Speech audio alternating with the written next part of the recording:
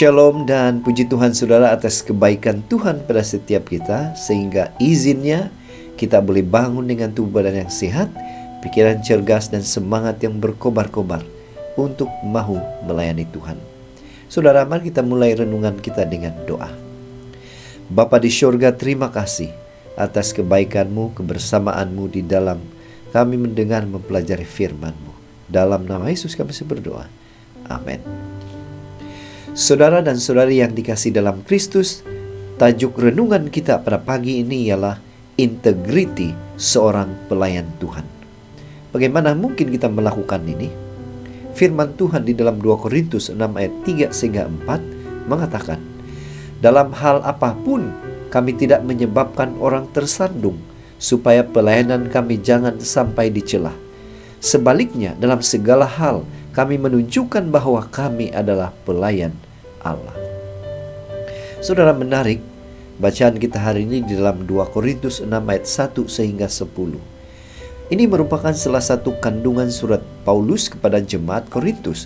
Untuk apa?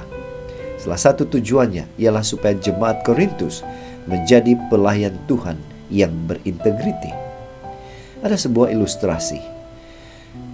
Integriti menurut kamus ialah mutu, sikap, atau keadaan yang menunjukkan kesatuan yang utuh sehingga memiliki potensi dan kemampuan yang memancarkan kewibawaan, kejujuran.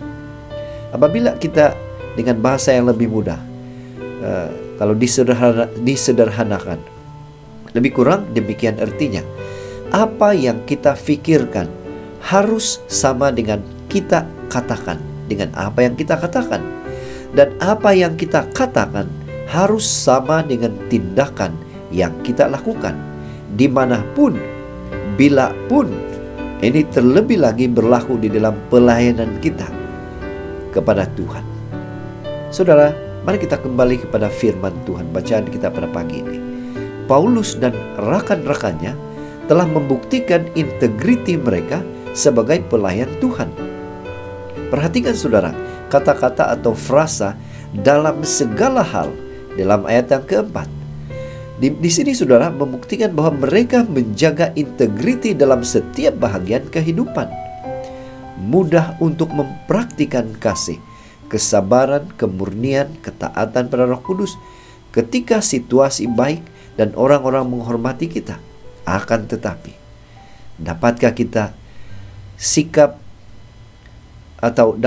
melakukan sikap yang sama dipertahankan pada saat kesusahan melanda, orang-orang mengumpat dan memfitnah kita, keuangan kita tidak baik, dan maut mengancam? Apakah kita masih tetap mempertahankan integriti? Itulah yang diteladankan Paulus dan rekan-rekannya dalam ayat yang keempat sehingga 10. Di sini saudara memberi penjelasan kepada kita bahwa dengan menjaga integriti sebagai pelayan Tuhan, mereka dapat menolong jemaat untuk melakukan hal yang sama. Yang menjadi pertanyaan untuk kita sekarang ialah, apa aplikasi, apa penerapan yang kita harus lakukan? Kita harus tanya diri kita. Mari kita memeriksa diri kita secara pribadi. Apakah kita benar-benar sudah menyatakan sikap sebagai pelayan Tuhan dalam seluruh bahagian kehidupan? Mungkin saja itu di rumah, di gereja, di tempat kerja, di sekolah, dalam lingkungan masyarakat, atau jangan-jangan orang lain melihat kita sebagai batu sandungan. Saudara, sungguh disayangkan kalau kita tidak mempunyai integriti yang membuatkan orang tersandung. Itu makanya mari kita belajar menjadi pelayan Tuhan yang berintegriti, bukan menjadi batu sandungan, tetapi menjadi berkat bagi orang lain. Itu sebabnya pada pagi ini, mari kita ingatkan diri kita sekali lagi bahwa status pelayan Tuhan bukan hanya di dalam gereja, bukan hanya di dalam tembok gereja, tetapi status itu berlaku di setiap waktu, setiap masa, setiap tempat di mana kita berada.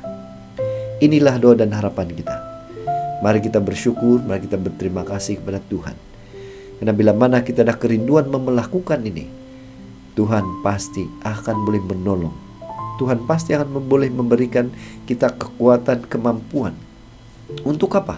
Menjadi pelayan Tuhan yang berintegriti.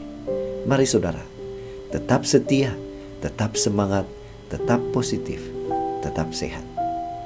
Tuhan memberkati. Mari kita berdoa. Bapa di syurga, kami bersyukur, terima kasih karena Engkau hadir bersama dengan kami sehingga kami selesai mendengarkan firman-Mu. Dalam nama Yesus kami berdoa. Amin.